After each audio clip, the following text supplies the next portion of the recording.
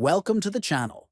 In today's video, we are going to show you how to delete your account in the Clubhouse app. If you are looking to deactivate your account and remove your presence from Clubhouse, this guide will help you complete the process quickly and safely.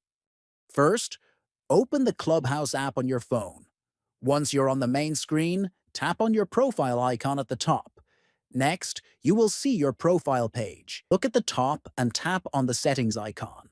Then, click on Name Your Account. Then, scroll down through the settings menu until you find the option labeled Delete Account.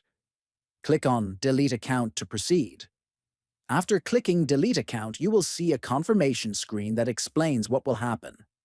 Read the information carefully. Then click on the button that says, I understand.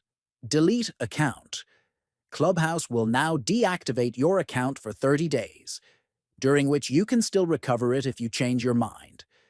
After 30 days, your account will be permanently deleted and cannot be recovered. If you found this video helpful, please like the video, share it, and subscribe to the channel. Thanks for watching.